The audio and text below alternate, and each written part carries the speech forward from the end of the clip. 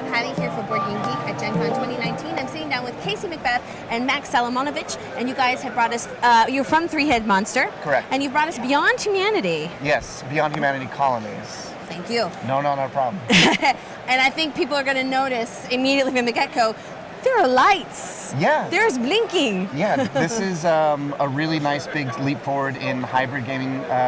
This is, 80% board game, but there is a lot of electronics that we're involving to try to take a lot of the complicated math away from the game. So that way players can focus on the player-to-player interactions and focus on playing the game. So give us thematically, like what are we trying to accomplish in this? So thematically, this is a hard sci-fi game. We are, no aliens, but we are in the future. Earth is just a desolate, terrible wasteland, more so than it is now.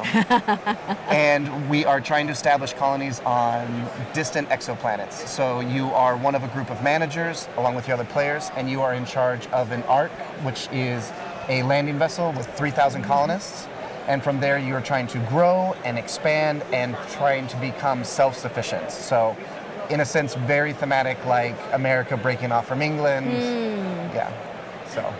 Now, how would you describe some of the mechanics that are going to drive a turn, or why don't you walk us through a turn? That's a game for 2 to 5 players. It's cooperative, but also there's a fraction of competitive things that are happening on the table. Mainly, we are using worker placement, so we're using our tokens that are intelligent, but pretty much this part is like a board game, but it's also augmented by the electronics that are on the table. So thanks to which we may use those to register other national things, like on a table. Yeah, we are just registering right now our managers into the game. Oh, there we go. So afterwards we may just start, and we are connecting to a game, creating new colony in which AI is creating up to 15,000 colonists that will be living inside and controlling those. So we'll be affecting the game by our actions on the table. At the same time, we'll be trying to push forward our political decrees, trying to attract people to our ideas that we've got for how this colony will be shaped. Is up to us. Yeah. I mean, the nice part about our gameplay is because it's such a big, epic game, we're focusing on a semi-cooperative style of play, so everybody loses together, but in the end, there's only one winner. So by doing so, we're trying to make sure we're taking advantage of action sockets, blocking other players, or working with them, because there are so many obstacles that I'm sure you can assume would come with trying to start an entire space colony. Every game is different just because there's 36 different variables for planets? Yes, those are creating altogether 700,000 different planets that you may land on. Yeah, and each one obviously comes with its own problems, and again, as you build and grow, you're creating your own issues of lack of power, lack of life support, so no game could likely be the same. So talk a little bit about, I can think of other games that have used sort of an iPad or a mobile device component, but I think integrating also some physical tech with purely digital tech, with purely low tech is definitely new territory. And I think a lot of people, so you had put your little token Just to register do it by that. yourself, of course. You may register a card if you want, like communication satellite. Okay. Just push it. You are just holding it above. Yeah, like this. Okay. And it will show up inside of an app.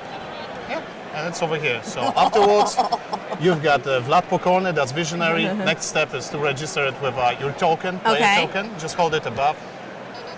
Yeah. And it's registered. Next month we'll have referendum and we'll know if people voted yes or no. Yeah. On this project. So the thing is really essentially it is a basic board game. We're just using the electronics to amp up the playability of it. I mean, because with something like this, there's so much opportunity for math, for simulation, for complicated calculations. Right. So get lost in the math. Exactly. So the microprocessors in the space colony itself, they are keeping track of all those algorithms. They are producing results for you that are tangible and real, not based on like random events. Then crunching that crunching that down into a digestible bite-sized piece. So it's not so much that it's an electronic game, it's a board game that has an electronic companion app to make things a lot faster and easier. How, normally when people think of board game development, you think, I'm a board game designer, but given that this had needed app development, it needed physical engineering. Describe a little bit what the teamwork process, because I imagine there was more than one person involved to make this happen in real life. Yeah, we started with 2 guys that had got pretty fancy idea, like this is dream come true type of a solution for tabletop experience. Yeah, but it was a bit harder task because we started in 2014. Right now, we've got almost 20 guys involved into this project. Wow. Yeah, it's growing constantly. And I may say one thing, having a perfectly fitted team for this kind of a job is an awesome experience to work on this kind of a project, because we've got beta testers, we've got costume designers, we've got hardware engineers that are working on, and electronics, a couple of coders that are working with us, writing the code for it, mobile, embedded. So there's a lot of very clever guys that are around us, gathering, trying to change the industry with some kind of a new approach to the board gaming. Yeah. It's been definitely a wild ride. I haven't been on board as long as you have, but the thing that I always have to remind myself when I take a look at these things, because I feel like it's so well developed, is essentially it is just a bunch of geeks in their garage making a game and just continue and be like, oh, well, we could do this a little bit better, I think, and then to eventually get to this point, it's... Well, let's talk about how close you are. When do you guys think this is going to be available? So during the con, we keep talking to a lot of people. So we're thinking we'll probably be going to Kickstarter late October. Definitely want to hit that before Christmas time. And unfortunately, what we call a beta is probably most people's version of production ready. Yeah. So we're hoping that mid next year we'll hit all our deliveries. Well, if you guys want to check that out for yourselves, this is a sample, we'll call it a pre-production, Pre-production version of Beyond Humanity Colonies, yes.